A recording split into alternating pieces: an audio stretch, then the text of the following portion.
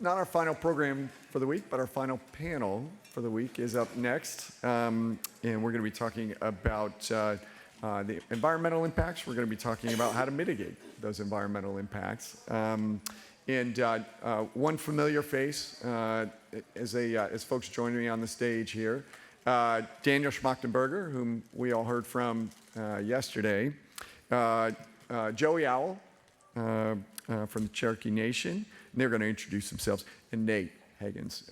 Welcome to the stage for Asheville Ideas Fest, gentlemen.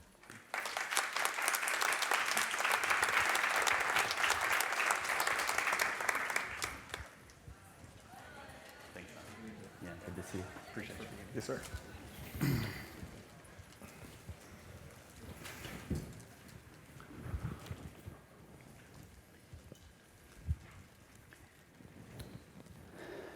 All right, welcome everybody. Good to see you.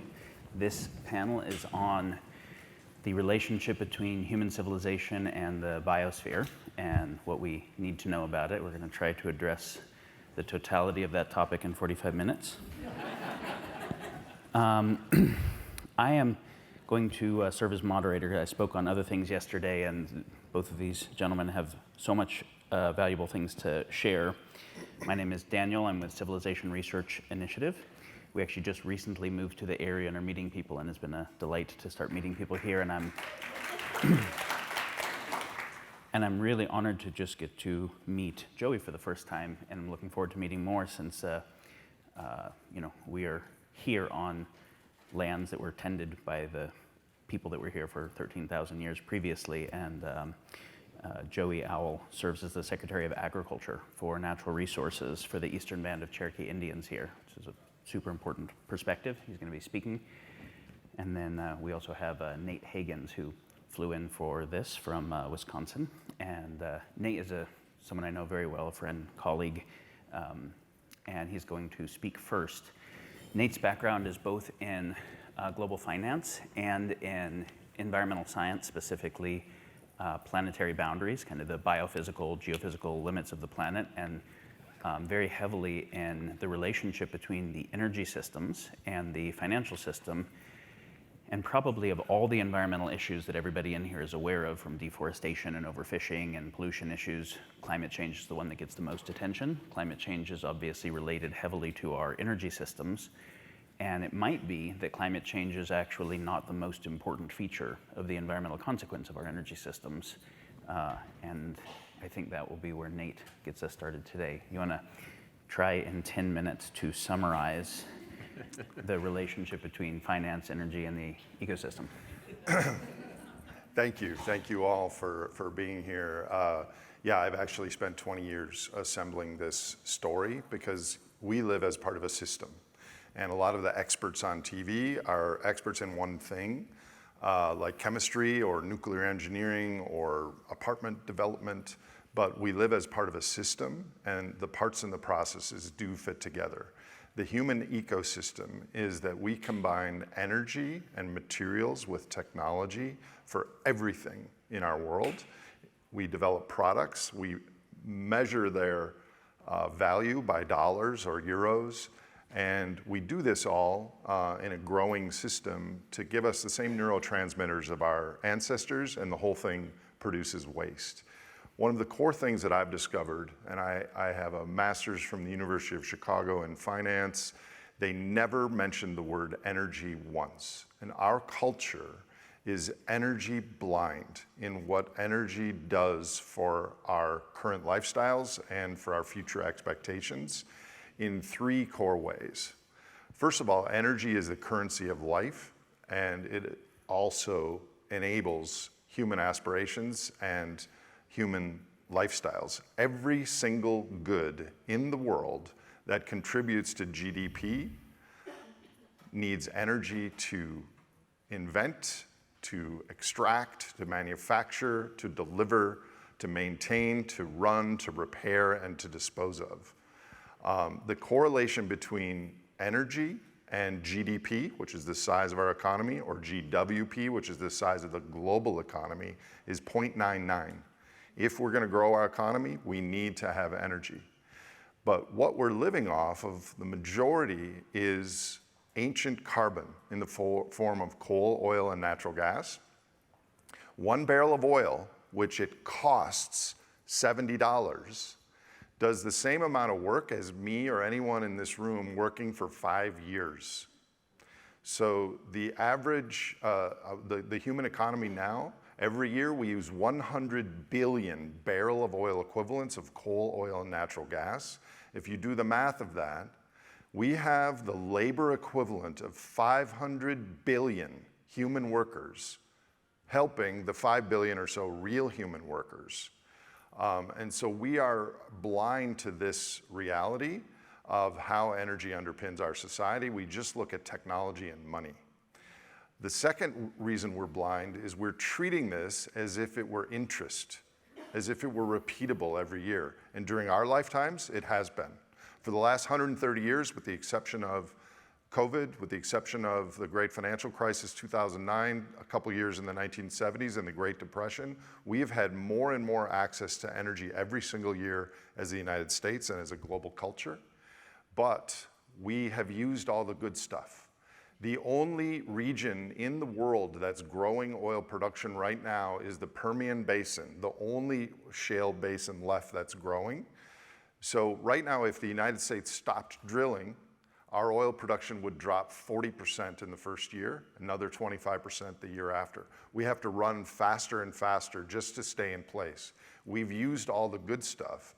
Yes, technology has helped, but what technology has done is built a bigger straw. And the straw still is sucking out hydrocarbons, but we're that much closer to the slurping sound. So the second part of energy blindness is we are treating this depleting resource as if it were forever, and we are all alive during the carbon pulse, which is the 200-year, 300-year time frame where humans are drawing down this ancient carbon bank account to support our economies. The third area that we're energy blind on is that we don't understand energy fungibility or energy properties. Let's just build this solar panel to replace all this oil. And solar, wind, geothermal, these are all very mature, great technologies, but they're not going to replace the energy-dense, liquid at room temperatures, transportable oil that powers the world economy. There's a difference between kinetic and potential energy. Kinetic is there's electrons that are moving and you have to use them when they're available. Potential energy is it's stored. You can store it until you want to burn it or turn it on. And so there's a quality difference. Now, how does this all fit into the economic system and the environment? Humans today, living in our culture, we self-organize as families, as small businesses, as corporations, as nation states to maximize profits. That is our cultural goal. And those profits are 99% tethered to energy, which is 84% tethered to carbon energy. So the pollution ends up being two types. One is we have created a metabolic structure as a global human society. There are no billionaires or secret cabal of sinister humans or politicians that are in control of this. We create money effectively out of thin air. When money is created in a bank, it is not lent from existing capital, it is lent into existence with reference to underlying trees, dolphins, oil, copper. The same amount of those things existed before the money was created.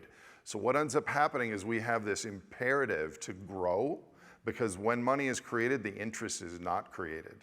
So the entire global system has to grow.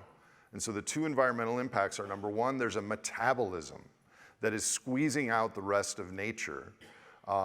You all are aware of the impacts of climate change. 90% of the heat has gone into the ocean, but there are other impacts as well. Since I was born in the late 1960s, we've lost 70% of the populations on Earth of insects, animals, amphibians, and fish, and birds.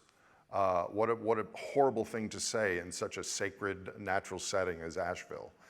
The United States doing much better than the rest of the world.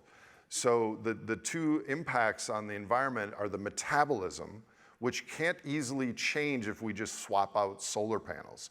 We're going to have to change our aspirations. What does it mean to be successful as a culture, as a species? We're going to have to change our price signals because we're basically paying just the cost of extraction, not the value of this stuff that is indistinguishable from magic on human timescales for what it does for us. The average American consumes in our body around 2,500 calories a day, but we consume 100 times that in our metabolic footprint of the lights and the air travel and the hospitals and the NASCAR and all that stuff. So we don't need all that energy to be happy or healthy, but we're on this like treadmill where we're comparing ourselves to others by the pecuniary metrics of our time.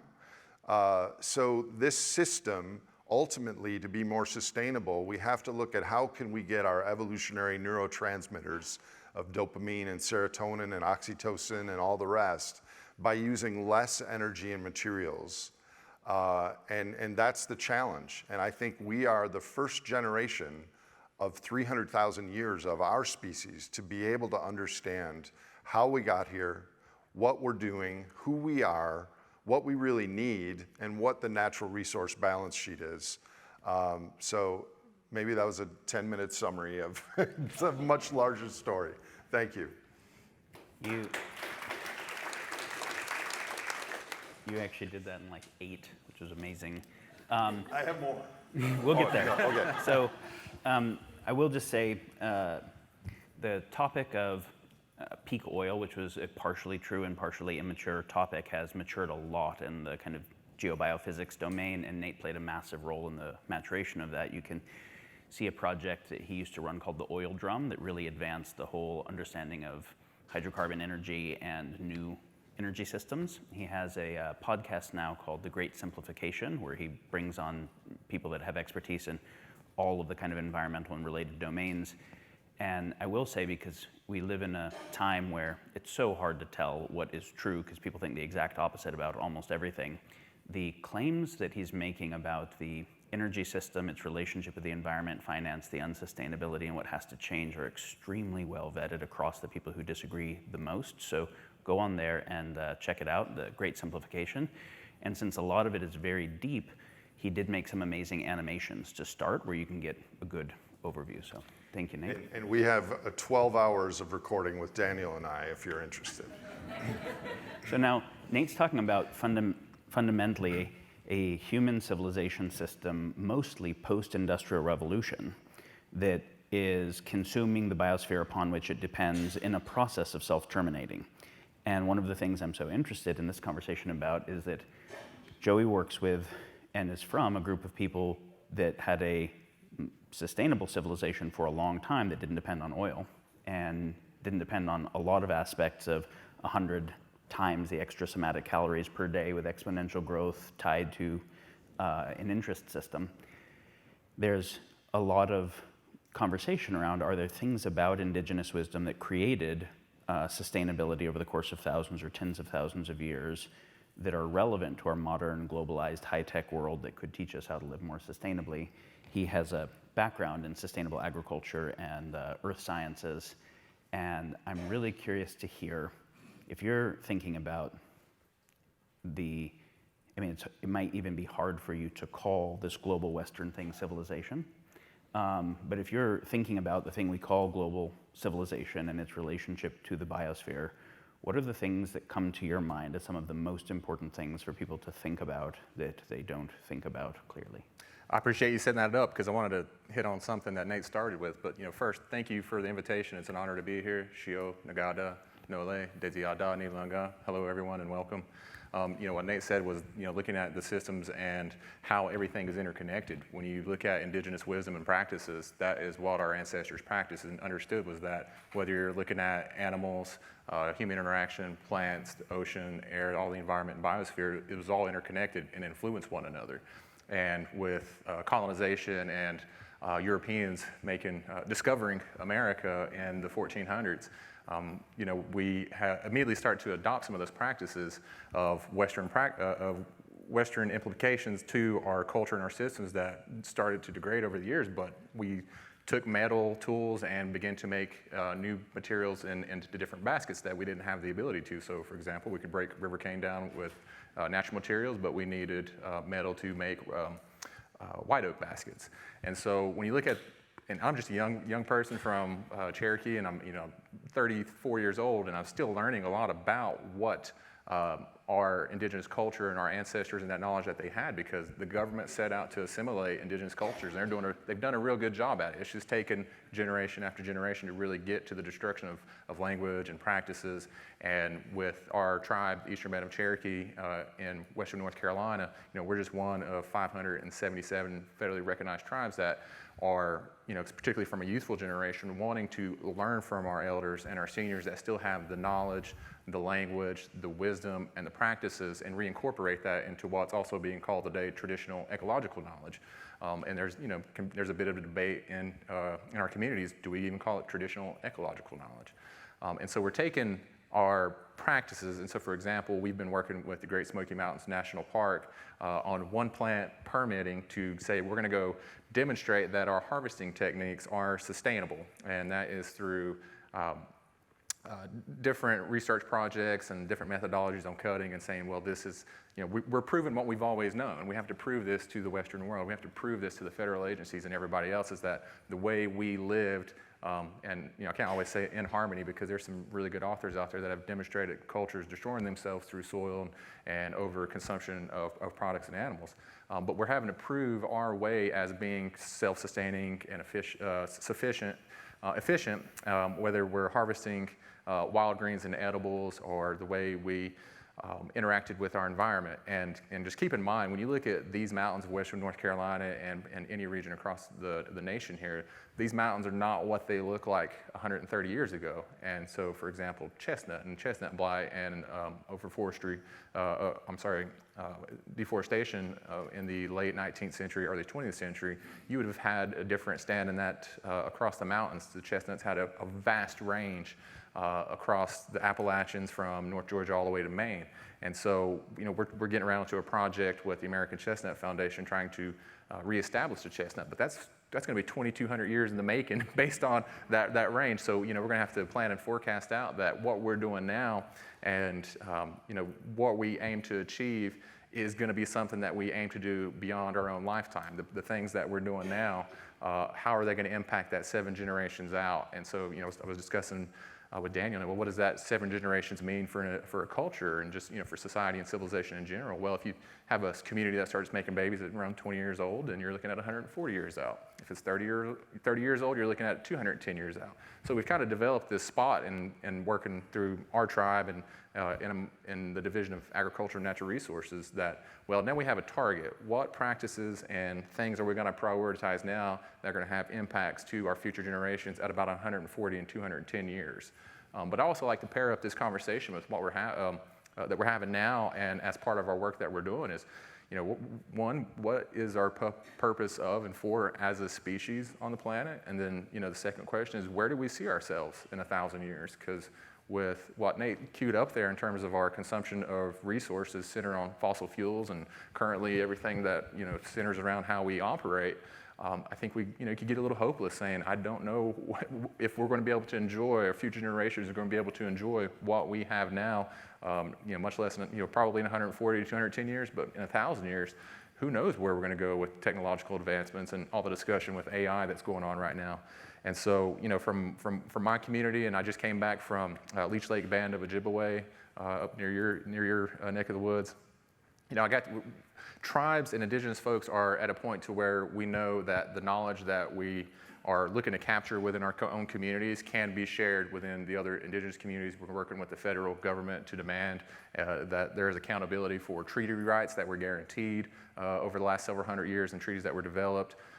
And that when we're looking at the area that we're in now, and we're one of the few tribes that we say we're truly fortunate to be on our ancestral homelands. There's not a lot of tribes that can say that.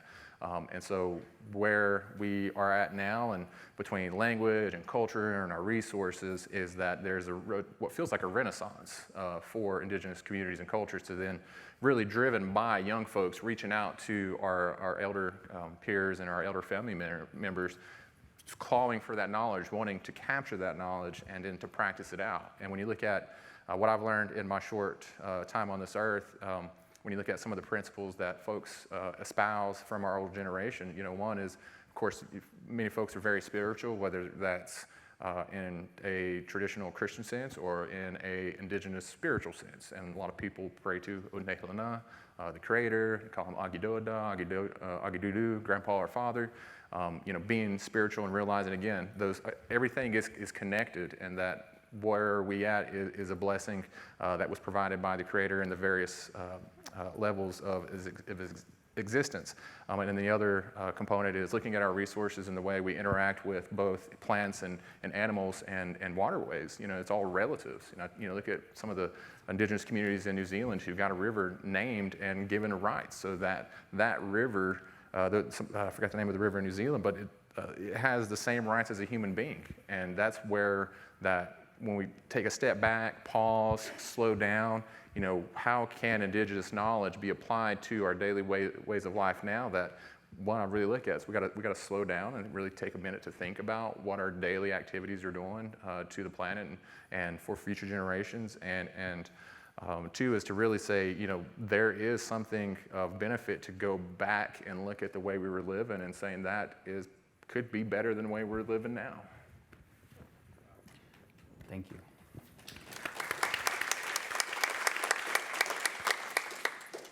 One of the many reasons we actually decided to move to Asheville, even though we hadn't got to meet anybody in the Eastern Band yet, was just hearing that the native tribe here was one of the only ones in the whole country that was still where they had been before colonizers came, meaning that they have some relationship to the local flora and fauna and geography, and like how impossible it is, even if you're a native person, to have your intact wisdom after forced migration, right? After cultural assimilation and genocide, but also where you're just not even in the world that you evolved with. And I'm really excited to get to learn, because it's such an incredible thing to get to have so close access to people that know that.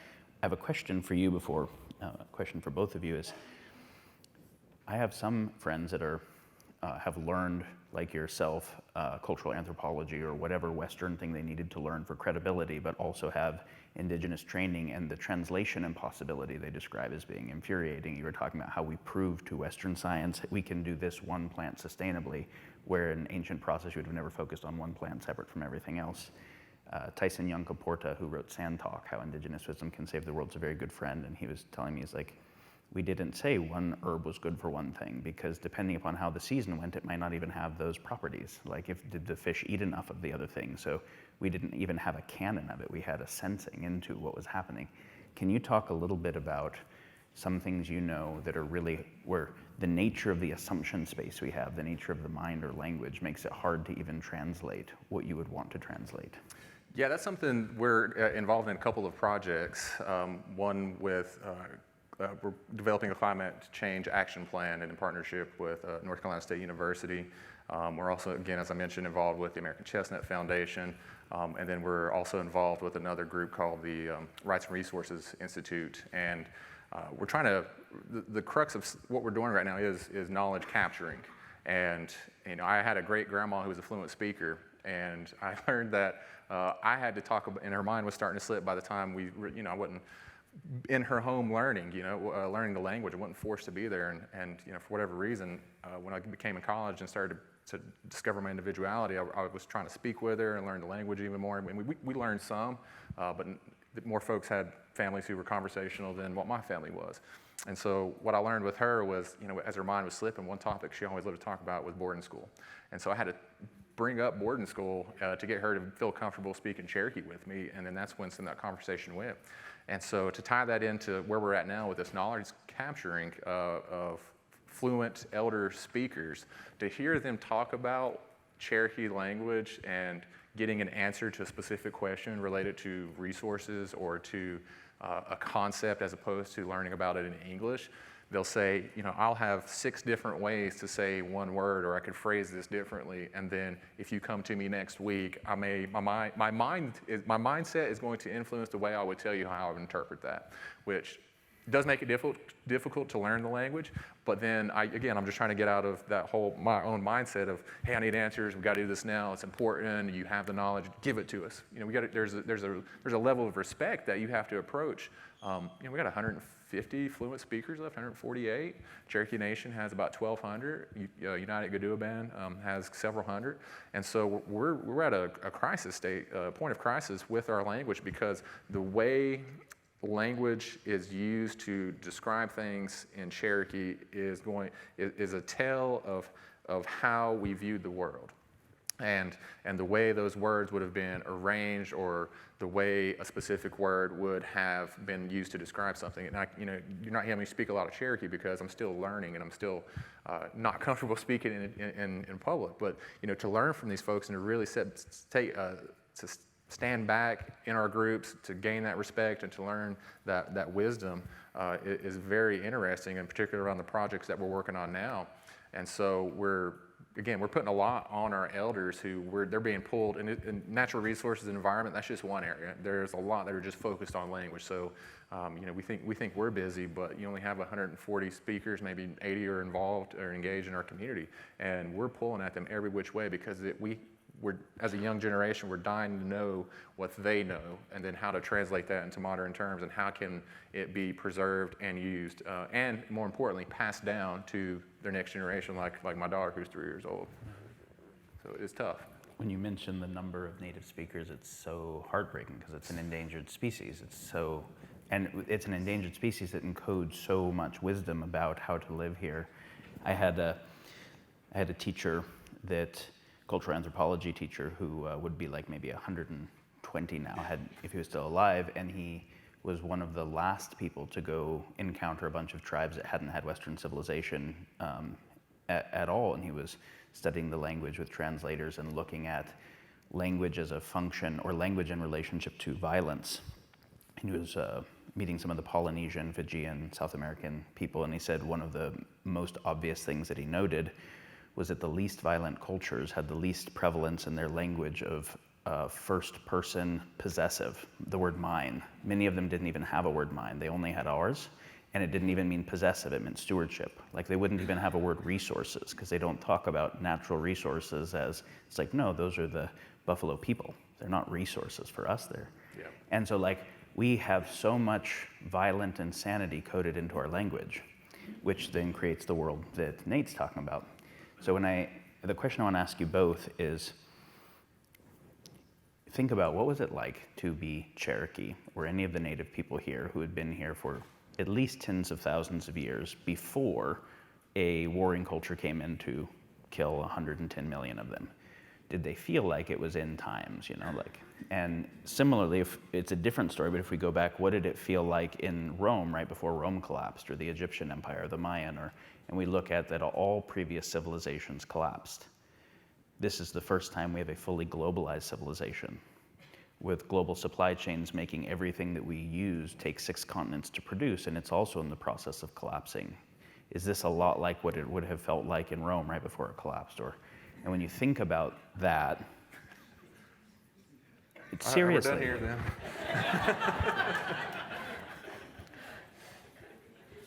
No, I really do think about when Nate's saying we have an exponential financial system, and it's perfectly coupled, nearly perfectly coupled, 0.99 to energy, which means you have to extract exponentially more every year. It's crazy to think that's possible, and yet we can't stop it.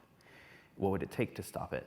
So I guess what I want to ask you both is, what if we are seeing that we're actually maybe near the end of civilization as we know it? What would it take?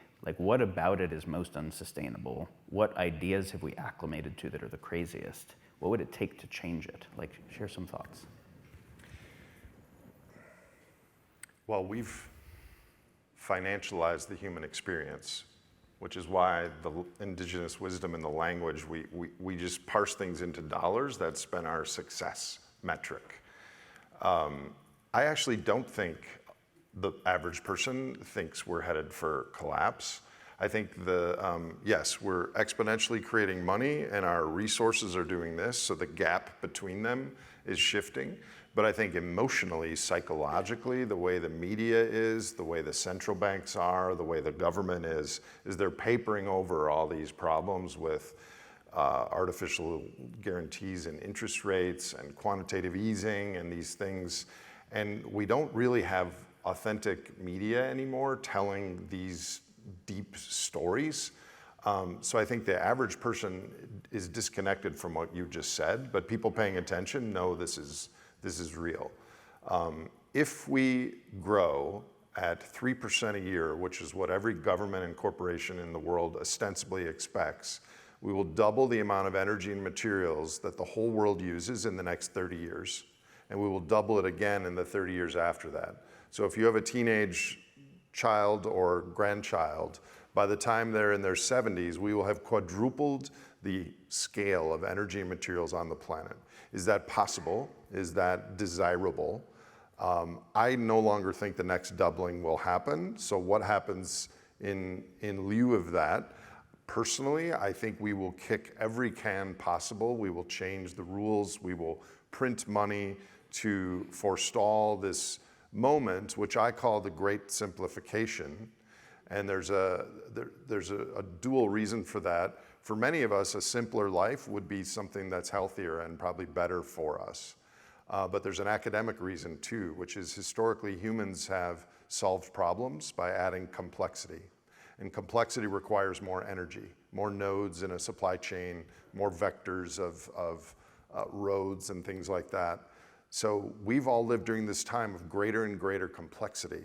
But if we don't have the energy to sustain that, we're going to need to simplify. We're going to need to reduce complexity. So those scout team humans that are hearing this, if you really understand that our society is unlikely to conserve or leave the carbon in the ground until there's a crisis, it emotionally empowers you to simplify first and beat the rush. From a cultural standpoint, we're going to need new aspirations. Does more and more GDP and income really make us happier and healthier? And you have to look at the distribution. 60% or so of the people aren't benefiting from this exponential growth. What are our aspirations? Ask yourself, what are the 10 things in your life that bring you joy? Well, for me, it's playing with my chickens, my dogs, planting and tending my garden, seeing a forest like coming into Asheville. I saw a bobcat this morning. These are the things that bring me joy, or working closely with another human being on something important. If you think about all these things, very few of them require a lot of energy and resources. But we're in this social trap that our culture is telling us this is what we need to do. So I think we need top down and bottom up. Bottom up, we need humans reconnecting with their indigeneity. I mean, I will never be a Native American, but I have a feeling deep in me what's right and wrong and what's sacred and what the right things are to do and how to live with the land that I reside on, and to reconnect with that feeling that's been lost in this Monty Hall, Las Vegas smorgasbord culture that we live in. And then, pass the baton to others. Start having community conversations. Start finding the scout team in Asheville or whatever, Black Mountain or wherever you live. And from the top down, this is all going to rely on governance. And our governance model is kind of broken right now.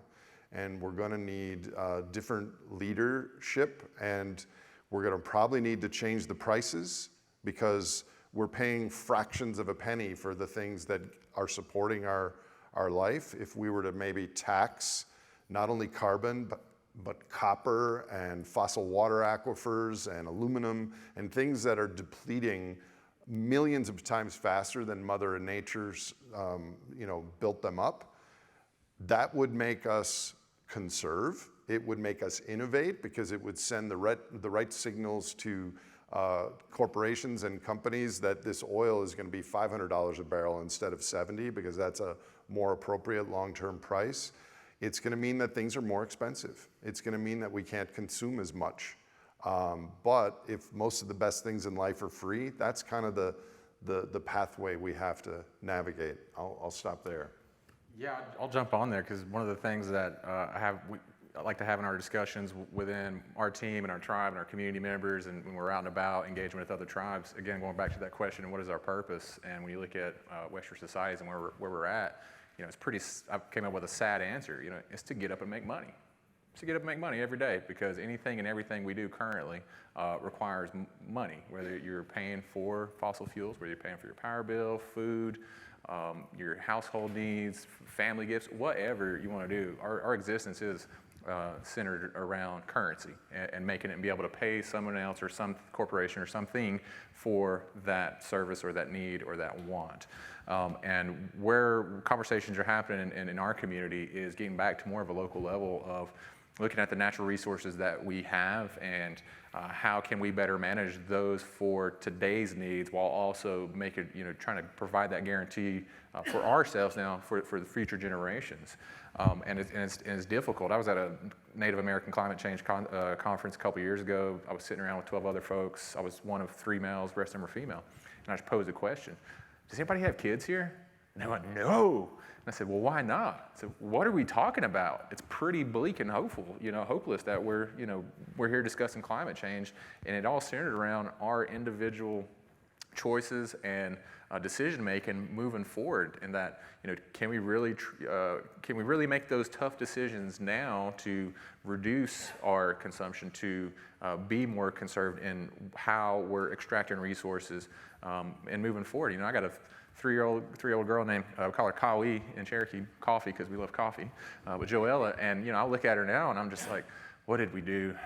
But she's here, other kids are here. We have to now take these opportunities even more seriously about making sure every home has a community garden, a raised bed, or you are operating on a community garden, or that if you have some forested landscape, look at the species distribution of what's there, maybe cut some out and then plant a nut-bearing tree.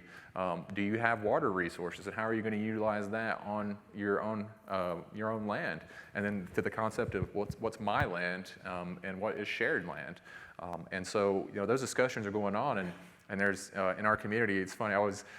When I talk with when I talk with elected politicians. And I start pointing out how we utilize gaming revenue, for example, to fund the tribe, or senior services, or education department, or my division, public health, operations, and all that. They're like, that's really great, good for you all. But then as I apply that to the broader politics of the nation, it sounds like socialism. But I always call it tribalism. It's just tribalism. We take our resources, we're taking care of our young and our old and everybody in between because we are reliant on our elder population for that knowledge and that wisdom. We have to take care and foster our youth as they're growing up and nourish them and provide them the best environment for learning.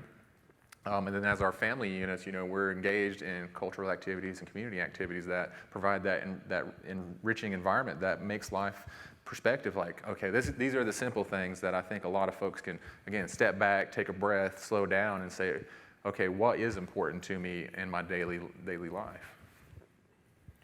I have a question for you before a final question. So since the eastern band of Cherokee is right here, just proximal to Asheville, and since a lot of the people who are here are in Asheville, I'm curious both sides of if people want to learn more about Cherokee knowledge, wisdom, ideas, how they might portend things for how to tend to this ecosystem, watershed, bioregion. And on the other side, if there are things that Cherokee people here need help with, that local people could help, is there some way bidirectionally that people can follow up, interface? It's funny when you look at how history is taught and what is expressed. Of course, the old adage, history is written by the winners. But we're now at a point to where we're claiming ourselves to be winner. We're going to write our own future and research our own history and rewrite the history as we see it based on what is available. It's something that relationship building first takes an introduction, but most importantly, it takes trust.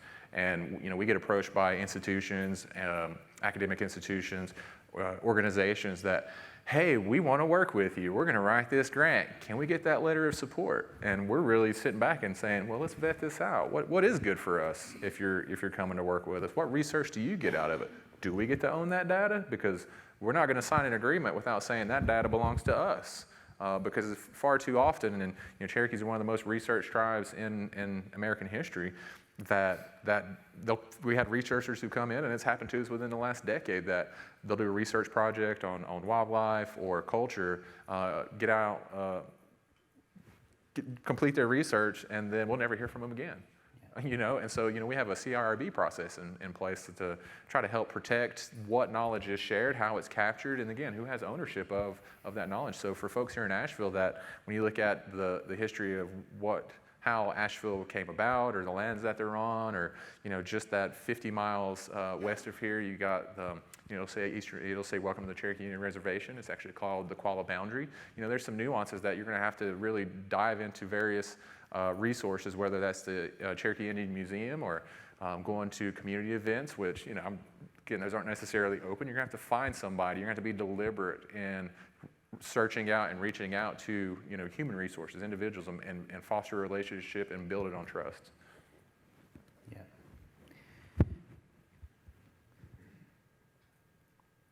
So given that, I guess one thought I want to share with everyone is worldviews have core ideas and then have protector ideas that keep you from not questioning that idea. You'll burn in hell if you don't believe this idea, and if you question if any other ideas come in, whatever.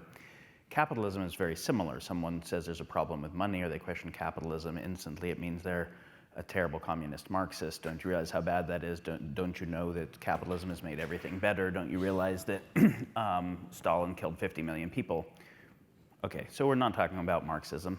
We are saying that capitalism is a relatively new thing to human society, and that Western European human society coming here killed 100 million people that were here, that were not savages being civilized, that were arguably more civilized in some ways.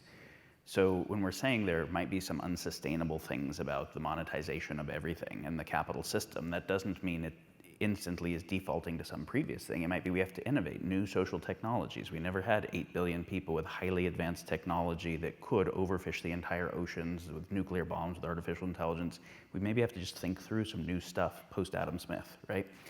And maybe take more seriously some of the problems that the successes of this system also cost that we don't tell in the history. So I guess in closing thought, you were talking about thinking 7 generations ahead. We're institutionally, legally, fiduciarily obligated to only think a quarter ahead most of the time. And at most, 4-year segments, because if I try to do something that's going to take many years in an elected position and it doesn't come through, I won't get reelected. And whatever I do, the other side will undo in 4 years. So it seems like we are institutionally bound to short-term thinking while having long-term effects. It seems like we are debasing the biosphere upon which we depend, which means while focusing on everything other than that. So it does seem like we have acclimated ourselves to a insane society. And you were talking about human purpose. You were talking about we're trying to get the neurotransmitters. But it's not just the neurotransmitters. It's like what is actually meaningful. Knowing that when people leave, they forget about almost everything because the world comes back and attacks them with to-do lists and stuff. What would you want people to most leave with and not forget? That energy is invisible in our society, and it underpins our lives, our expectations, and it's unsustainable. And that after basic needs are met, which arguably for a lot of humans they are not, but if they are, most of the best things in life are free. And I think we have to first understand the importance of energy and materials to our lives. Secondly, be grateful for it and not take it for granted, and start to teach and inspire young people towards a lesser energy and resource intensive future that does not have to be a disaster, and start modeling that as individuals and as communities. And that there are no giraffes or dolphins or bumblebee representatives in this room, and we have to speak for nature we have to have someone speak for nature in the bottlenecks of the 21st century is something I'd like you to take away. You know, when I think about indigenous culture and where we're at now and knowledge and capturing it, you know, I don't want to romanticize that indigenous folks, you know, live in complete harmony with nature and the environment. Of course, we're also having to rely on accounts from, you know, mostly white folks that wrote about Cherokees and maybe bastardize a word, and you read it now and that's not what it meant. It wasn't captured correctly.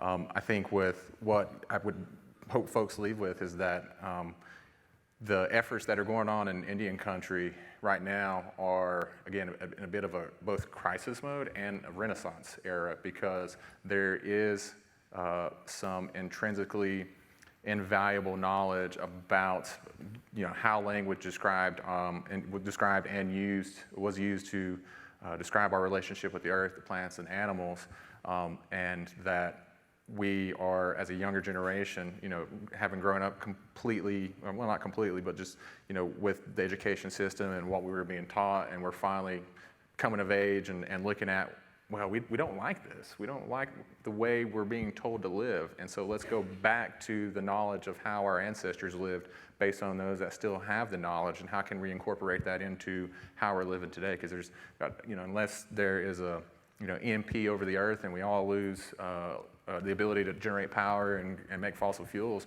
then we're all going to go back to having to live on the land and figure it out one way or the other, and give us 10,000 years, and we'll probably go back to being indigenous cultures just living off the land again. So, you know, how are we living today, and particularly in our perspective, you know, it's coming from looking at the older generations.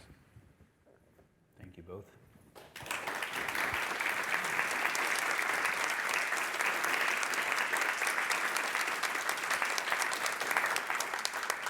I think we have time for some Q&A, and there's a couple mics here if anybody has questions.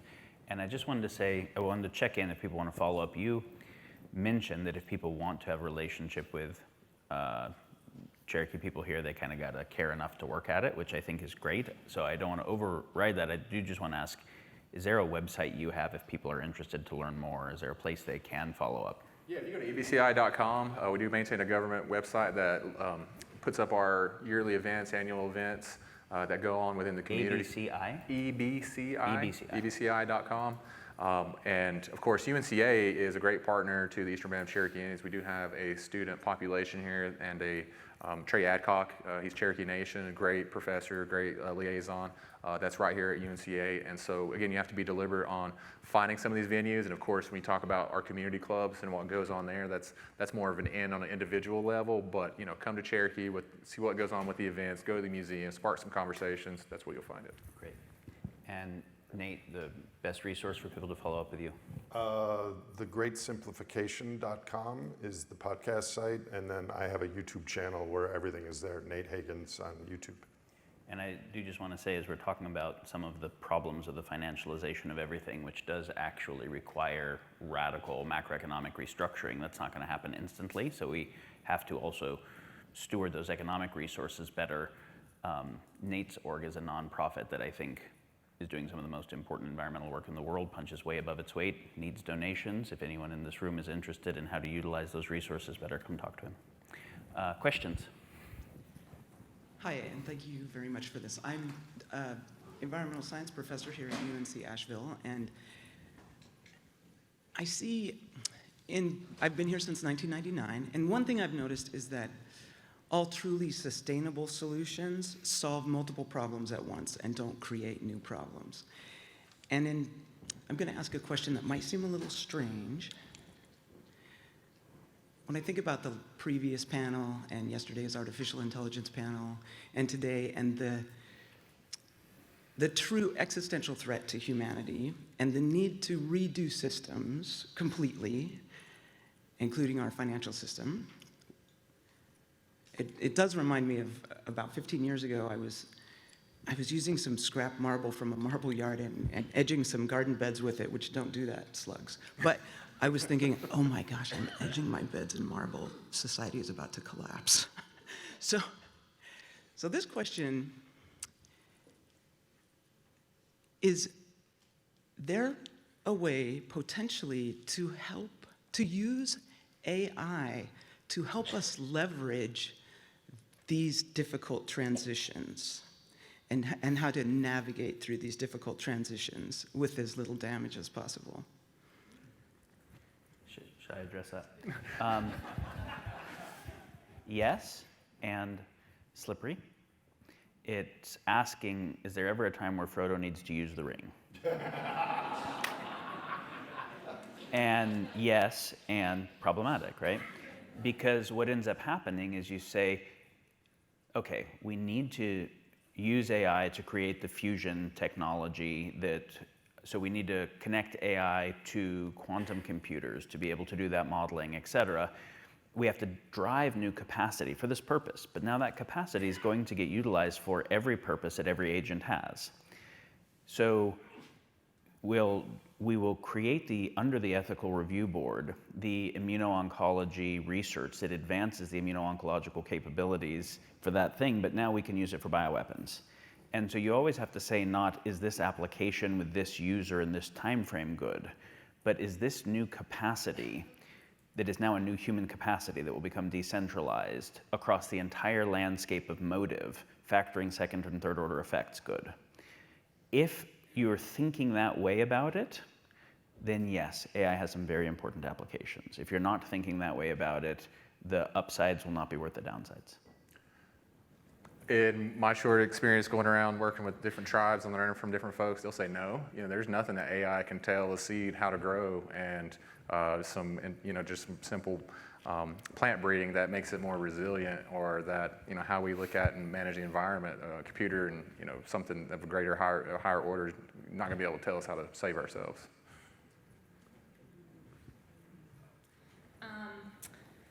I, like most young people, feel a crushing amount of existential dread for my future, especially after the AI talk yesterday. But I was wondering, I guess, how you all personally foster hope and keep going on, considering all the terrible things that loom ahead, and how you spread that hope in your community. Yeah, thank you.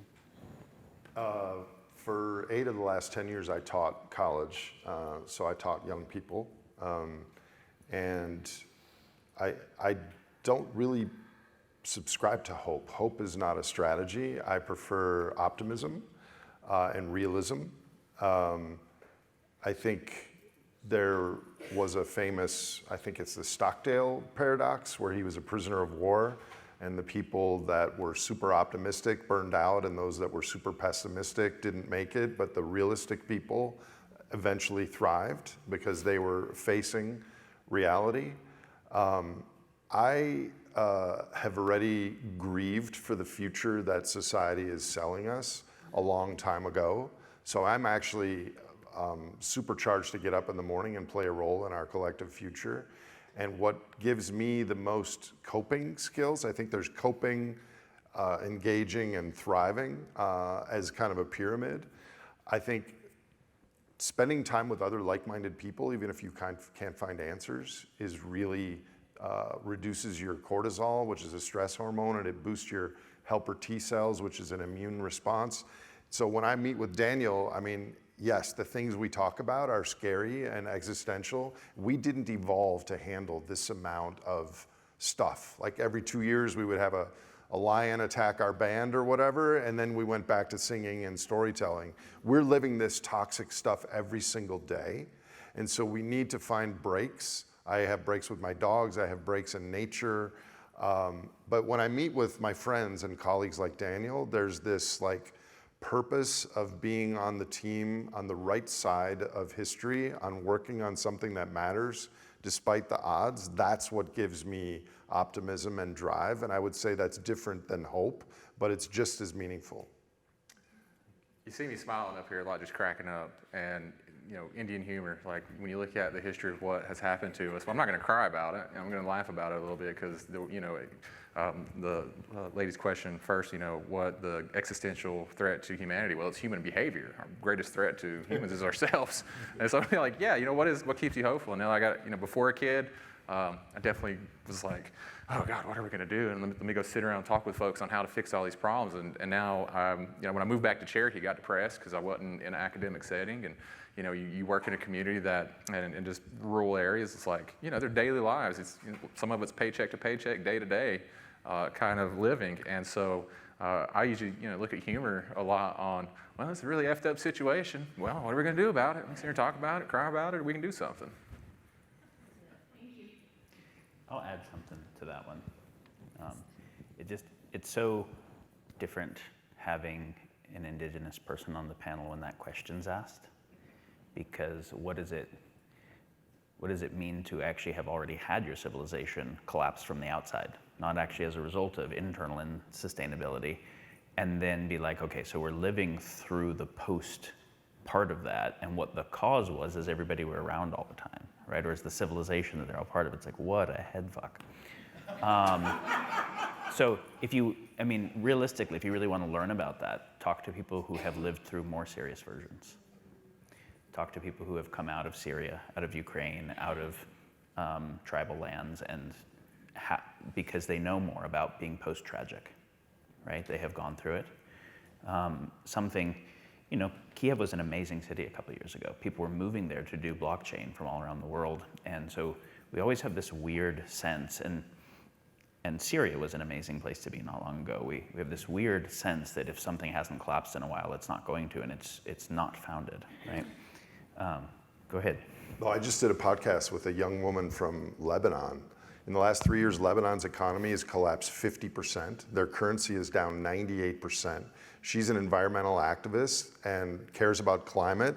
And she, like you said, they use dark humor all the time, like every day. That's one of their coping mechanisms.